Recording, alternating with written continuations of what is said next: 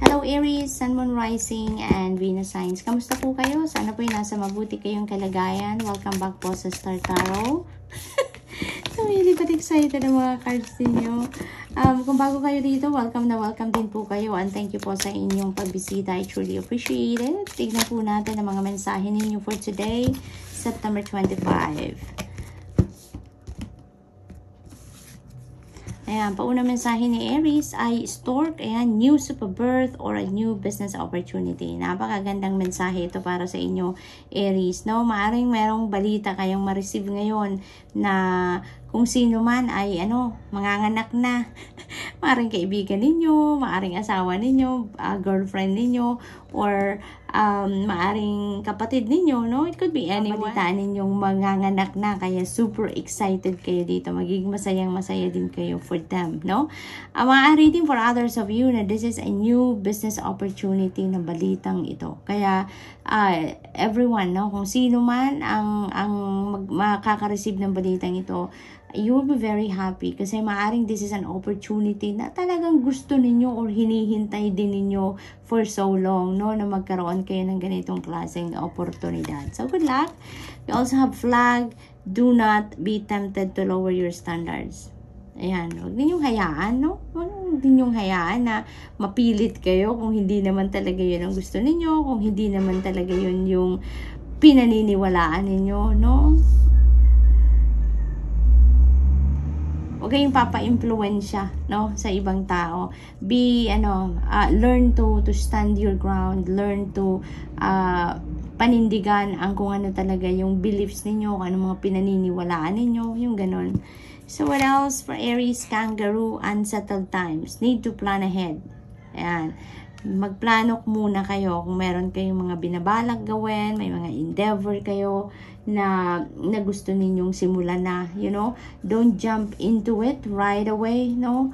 Huwag ninyong paandarin dito yung impulse ninyo, no? And instead, magplano kayo. Kasi mas maganda talaga kapag nagpaplano.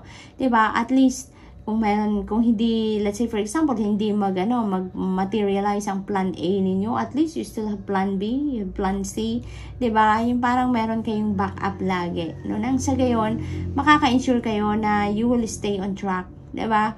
At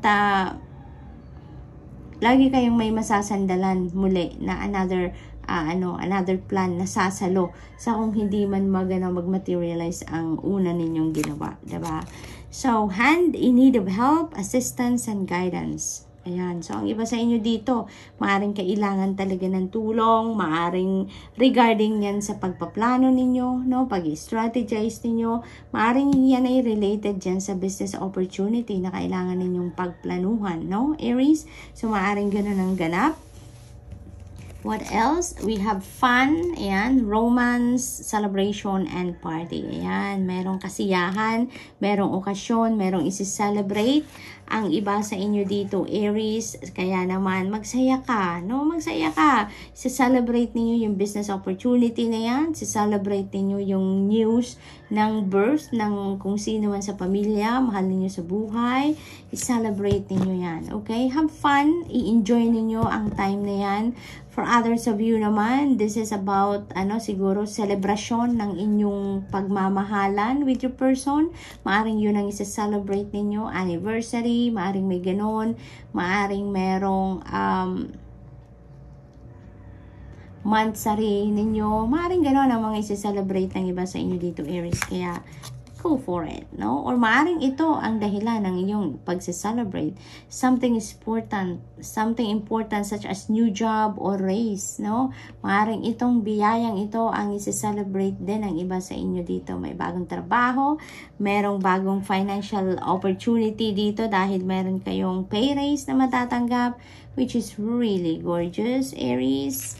Congrats!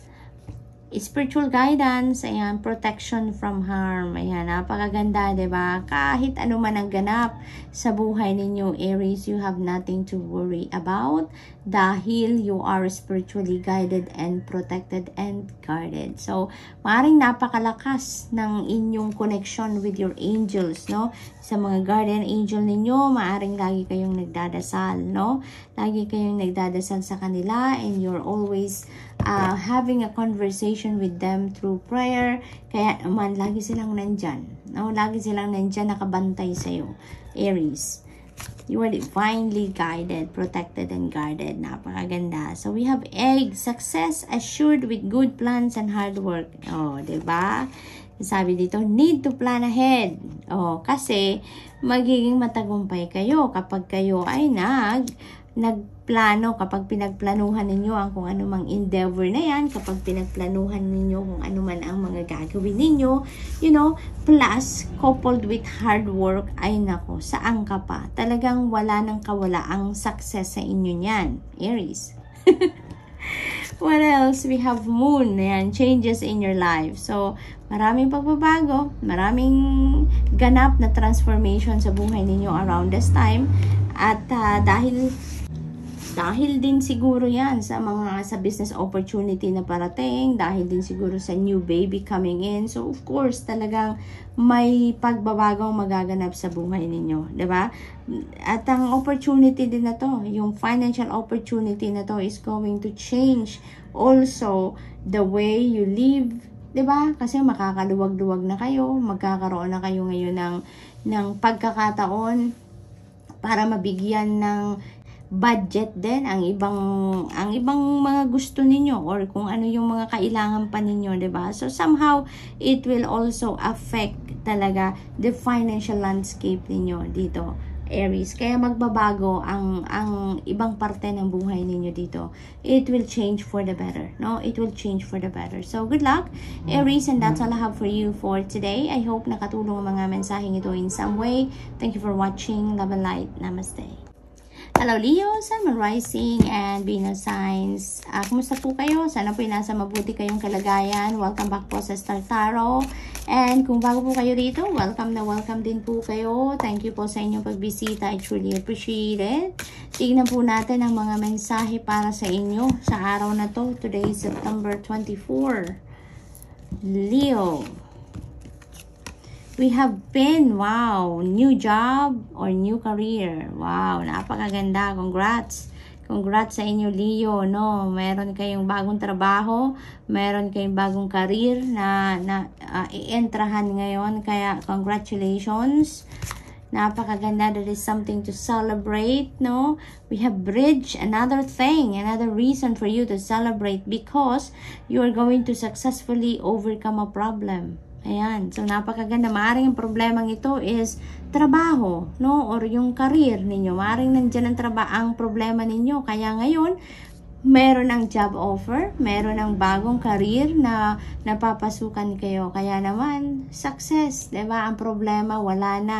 Problem solved na. Meron na kayong karera na bagong papasukin. Meron na kayong bagong trabahong papasukin. So, that is really beautiful. So, talaga naman, marami kayong reason to be happy today. You have so many reasons to celebrate then, no? And sa lahat ng kabisihan ninyo, Leo, no, don't forget to pay attention to your health. Okay? Dahil siguro, you know, na-stress siguro kayo dito sa problemang ito. No? Kaya medyo hindi ninyo naasikaso ang inyong sarili dahil maaring nag-iisip kayo ng solusyon, nag-iisip saan kayo makakakuha ng trabaho, saan kayo makakapagsimula ng bago ninyong karera na gusto ninyo. So, maaaring you've been stressed out, no, mentally siguro. Kaya ngayon parang hindi ninyo na, alam mo yun, hindi kayo nakapag-focus sa iba't ibang parte ng buhay ninyo, including your well-being. Kaya ngayon, ayan, this is a reminder for you. Pay attention to your health na ngayon, lalong-lalo na meron kayong bagong trabaho, no? Maaring yung trabaho na yan will be also a physically demanding work, no? Kaya kailangan maghanda kayo, o kailangan sa pagsisimula ninyo sa trabahong yan, ay you are physically, mentally fit and ready, okay? Kaya ngayon pa lang, Leo, pay attention to your health, no? Self-care, always put your self-care on your first priority, no? Sa priority list ninyo, mahaba man yan, lagi ninyong ilalagay doon ang inyong kalusugan sa top priority para nang sa gayon, lagi kayong on top of your health, no? And with that, kung malakas kayo, healthy kayo, magandang inyong pakiramdam, kahit ang dami pa ninyong kailangan gawin, carry bells ninyo yan. Kayang-kaya ninyong gampanan ng mga obligasyon ninyo dyan, no? Mga responsibilidad ninyo dahil malakas ang inyong pangangatawan. Healthy kayo, magandang inyong pakiramdam, no? So, what else? We have leg, stepping into a new experience. Yeah, definitely. Ito yun. Bagong career, bagong trabaho. So, talagang as you enter into this new experience, kailangang handa kayo, Leo. Okay? Handa kayo. Dapat healthy kayo. You know? Lagi kayong magpahinga, mag-meditate, kumain ng maayos, magpa-check up sa doktor. Kung due na ng pagpapa-check up, magpa-check up, pag ipagpapaliban, yung mga ganon. Sa gayon, nakatuto kayo sa inyong kalusugan. Okay? Para laging healthy. Bird perch, waiting for news, package, or letter. Ayan. So, ang iba sa inyo naghihintay ng balita. No, balita, bagahe, sulat, no, whatever that is. Ayan ang inyong hinihintay. What else? We have cobweb, protected from negative forces beyond your control. Napakaganda, napaka-sweet ng mensaheng ito, no? You have that spiritual guidance, protection, and ginagwardyahan kayo ng iyong spirit team ng Panginoon, ng iyong mga angels, no? Ng iyong mga spirit guides. Kaya napakaganda, no? Napakaganda. Kayo, parang napakalakas ninyo sa spirit realm, no? Maaring madasalin din talaga kayo, Leo. Maaring you're really making time, no? Para magdasal lagi, no? Lagi kayo nagko-connect sa spirit realm. Kaya talagang hindi kayo pinapabayaan, no? You are always protected, guarded, and guided. So, what else? We have love. Wow! Love is in the air. For some of you, Leo, love is in the air. Napakaganda. Maaring ang iba sa inyo dito, talagang maaring din ninyo, affectionate, talagang siguro napaka mapagmahal ninyong klaseng tao, Leo. You know, parang ang napipick up ko dito, no, tigasin kayo sa labas pero napakalambot ninyo sa loob, no? Parang ganon. Parang stern ang datingan ninyo sa panlabas. Pero pagdating sa puso ninyo, when the people get to know you better, ay nako, kung magmahal kayo, sobra din siguro, no? Napaka mapagmahal ninyo sa mga tao, no? So, yun ang akin napipick up dyan, Leo. And love is going to overflow your heart around this time siguro. Look at that. Protection from a powerful friend. Ayan. So, dahil sa mapagmahal kayo, very compassionate din siguro kayo. Kaya naman, kahit yung mga kaibigan ninyo talaga, nakakaramdam, nakakaranas ng iyong pagmamahal, no? Nakakaranas ng iyong support. Kaya naman, sila din, no? They are also protecting you, helping you in any way they can. And pinapakita din nila ang pagpoprotekta at pagmamahal din sa inyo, no? So, for others of you, maaari din na may mga transactions kayo with other mga institution, iba't ibang klaseng opisina siguro. Maaring meron kayong mga nilalakad din dito na transaction, no? And maybe you are asking for advice, professional advice. Maaring lumalapit din kayo dito sa mga professionals.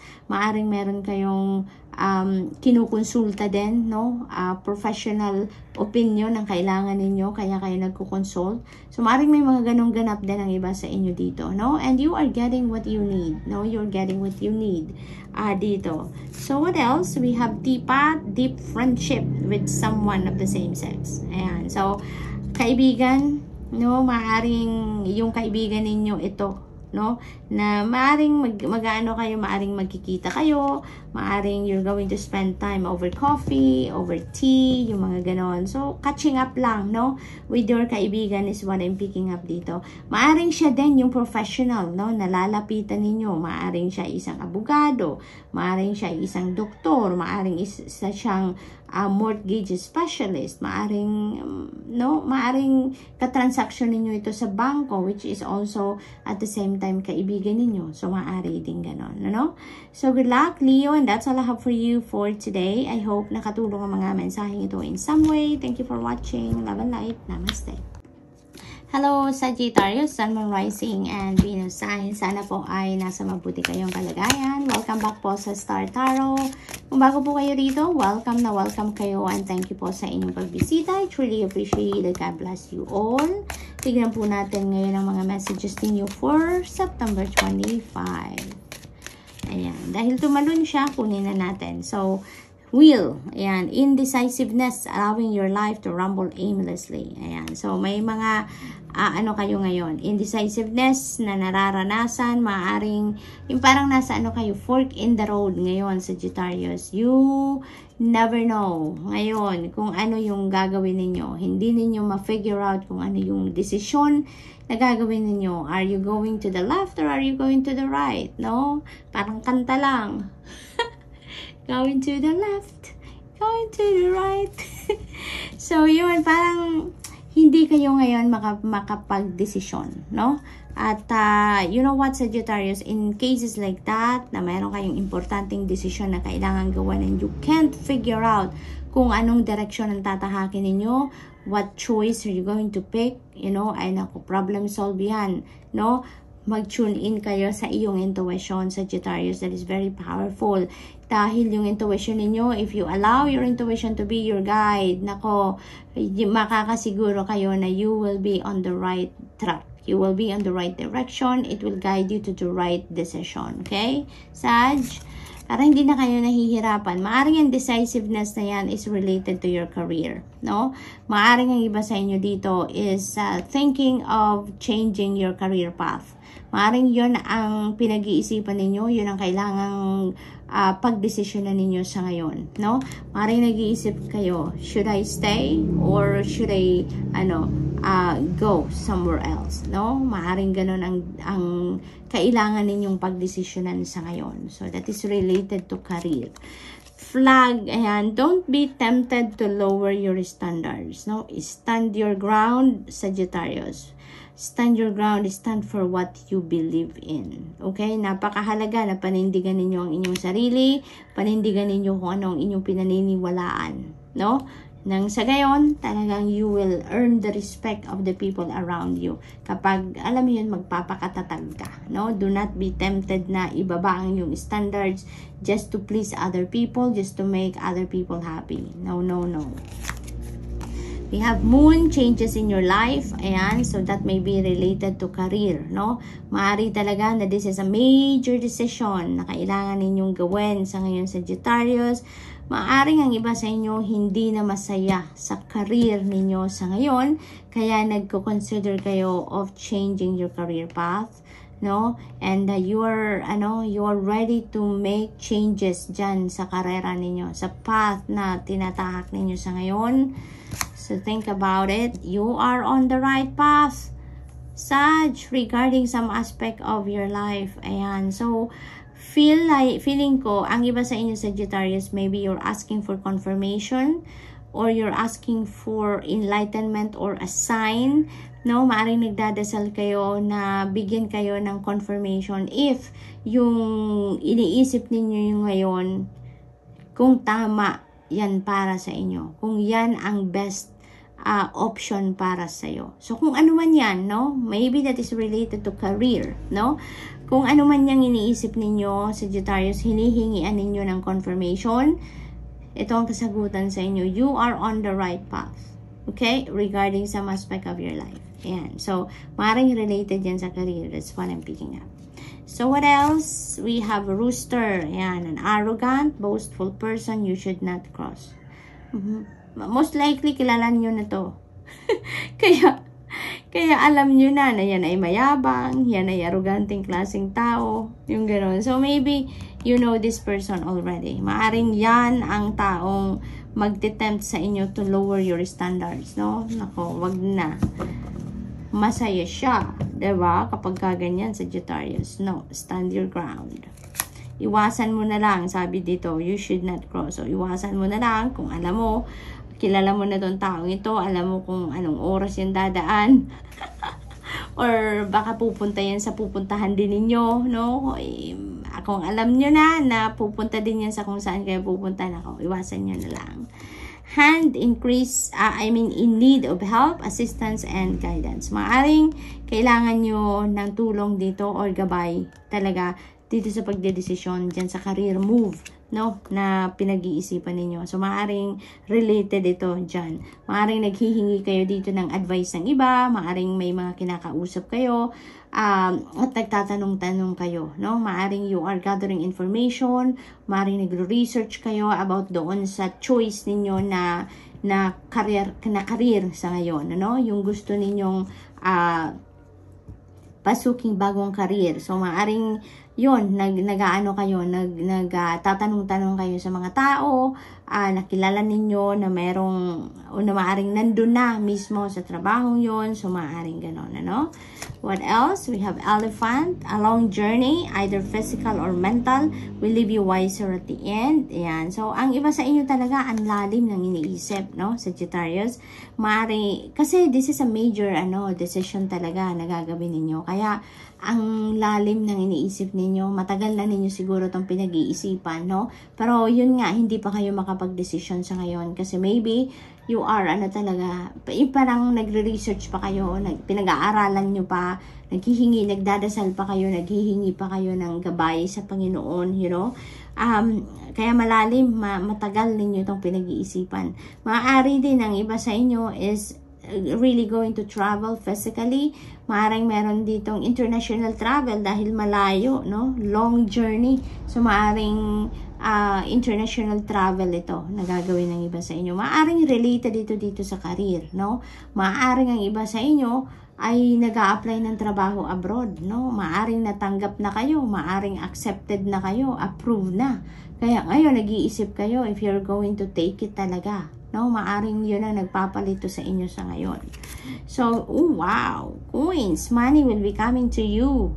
Ayan, Sag, maaring yung karera na yan na pinag-iisipan ninyo, maybe that is going to bring forth financial abundance, prosperity, and success. Financial success sa inyo, no, Sagittarius. Or maaring yung perang itong parating ay maaring ngayon na, around this time, maaring dumating na din ito. Maaring this is what you are waiting for. Then, diba? Kaya hindi kayo makapag-desisyon. So, Sag, yung perang itong parating, that could come from different sources, no? You never know kung saan yan manggagaling. Kasi, simple lang yung sinabi niya, money will be coming to you. So, you never know. Hindi ninyo yan siguro ina-expect na pagdating. That could be an unexpected financial gain or unexpected financial blessing na dadating sa inyo. So, good luck. That's all I have for you for today. I hope nakatulong ang mga mensaheng ito in some way. Thank you for watching. Love and light. Namaste.